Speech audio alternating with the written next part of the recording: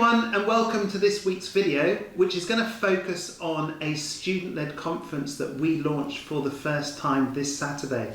This is a conference that ISL have been building together with an organisation called ECIS, which is an organisation that works with international schools around the world.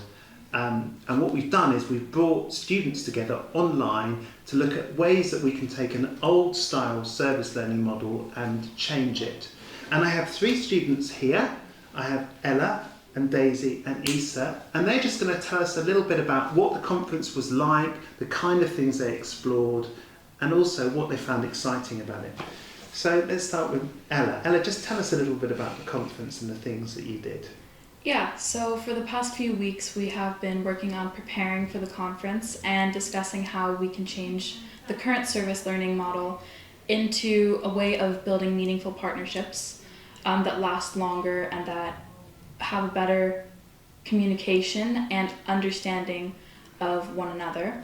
Yeah, just to say, because people won't notice, you've been coming in every Saturday for a while, haven't you? Yes, for the past few weeks. Yeah, and maybe you want to explain why you need to put all that time into coming into each Saturday, and what makes the change so difficult and needs so much work.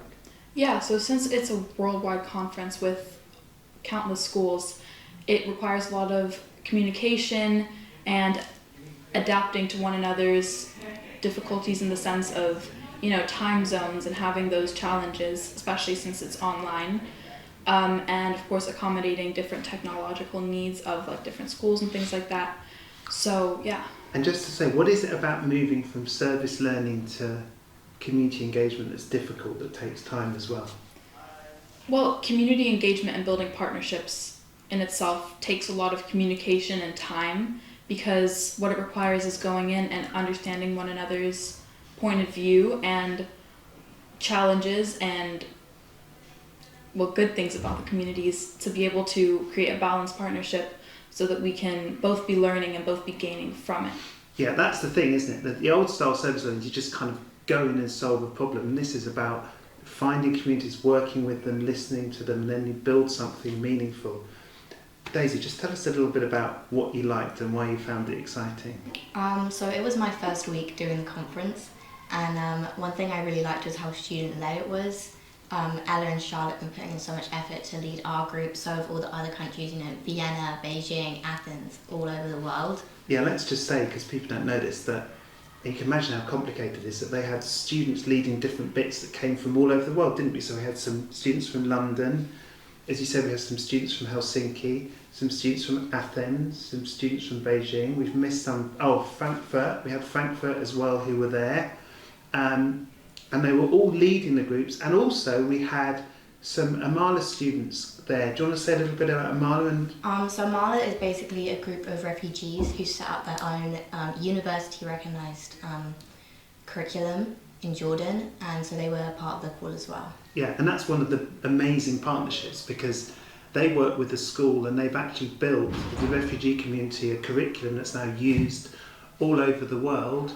And it really came from refugees saying, we need this, this is how it needs to work, and schools supporting, which is a really good example of a partnership. Issa, yeah. I know that you've been involved with Kenya, and which links to this. Tell us a little bit about the Kenya project and how that links into this whole idea of partnerships. Well, Kenya project heavily relied on communication with the groups that we were partnered up with in Kenya. So we had all sorts of groups that we were connected to. So there was the hospital, the Shoe for Africa Hospital in Eldoret, the farm in Masai Mara. Yeah, it's near.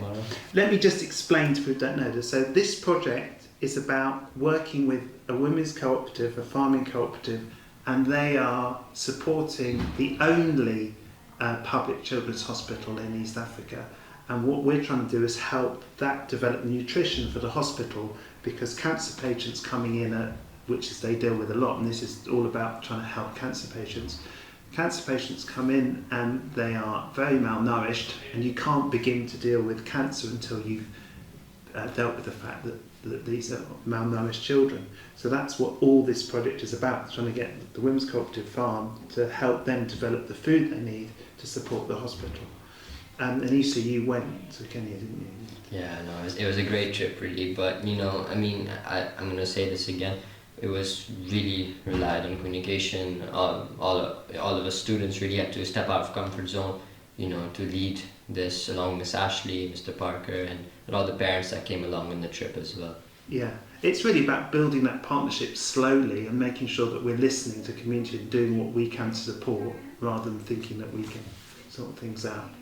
Okay everyone, so that's an introduction to the conference that happened this weekend. There's going to be another one in April. I know we're hoping to actually have an in-person conference, aren't we, next time? Maybe. That's what we're all hoping for. Be great. Yeah. I'd like to thank you all for coming today and we look forward to speaking to you next week. Thank you.